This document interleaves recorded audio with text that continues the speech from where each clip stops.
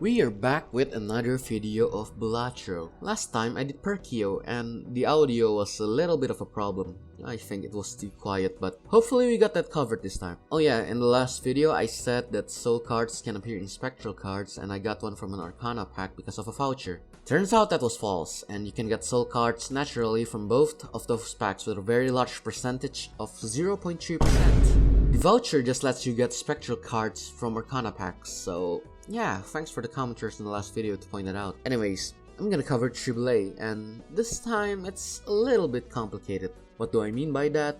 You'll see later when we get into his lore. But first of all, let's cover his gameplay.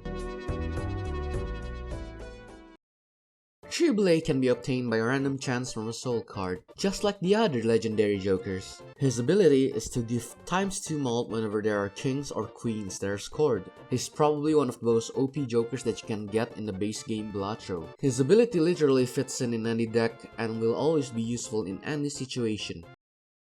Oh yeah, there's the deck with no face cards.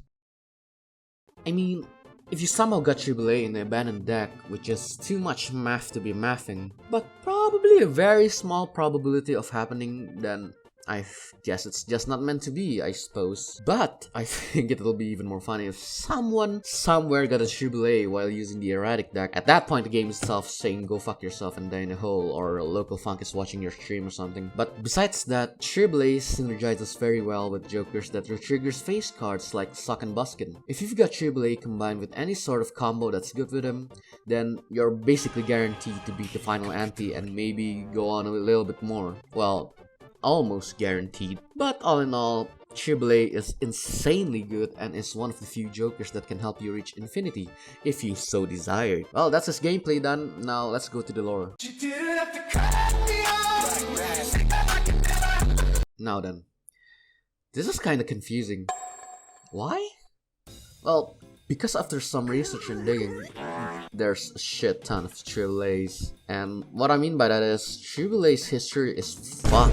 His story is unclear. Even his goddamn Wikipedia page said that there's little biographical information available about Triboulet. But I'm gonna try and relay the available information that's available, so this may be a bumpy ride, but stick with me a little bit, okay? Alright, so there's at least 3 Triboulets that's known in France. The first one served Rene of Anjou, who was a duke in Anjou, no shit, and also the king of Naples in 1435 to 1442. The second Triboulet served Louis XII, also known as Louis of Orleans, who was king of France from 1498 to 1515 and king of Naples from 1501 to 1504. That's a lot of numbers. The third one's name was Francis I, or Francis I, but he was also speculated to be Louis XII, so they got confused to be the same person. Are you confused yet? Because I sure am right now. Now, the info I got seems to have the second and third Triboulet as the canon Triboulet in the Balatro Gaming-Yatic universe, so we're gonna roll with that as our main universe Triboulet for the game. Alright, now, for his name.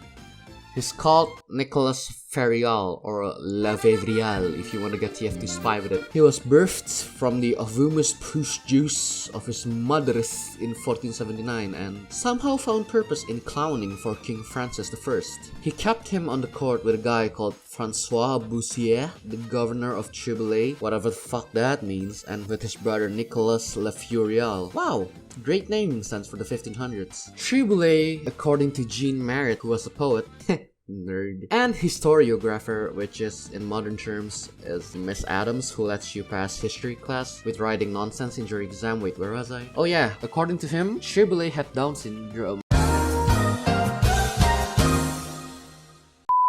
My physical deformities. And I quote, as wise as 30 as the day he was born.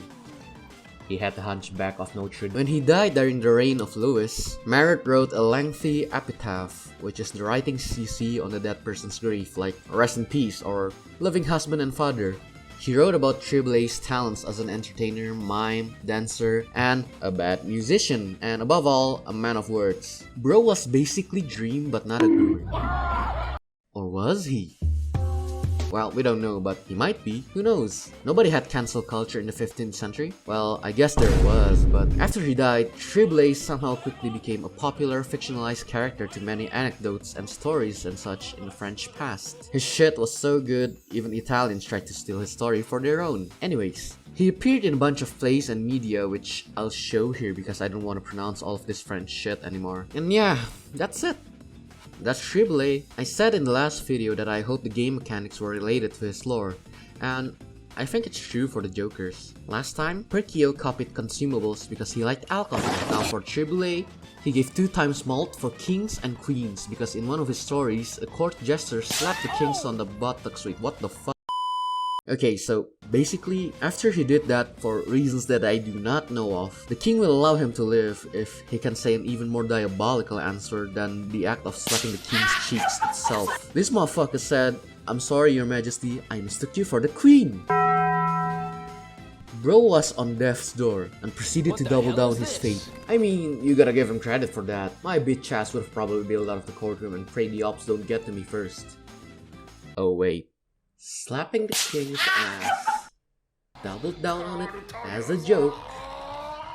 But yeah, that's it for Triboulet.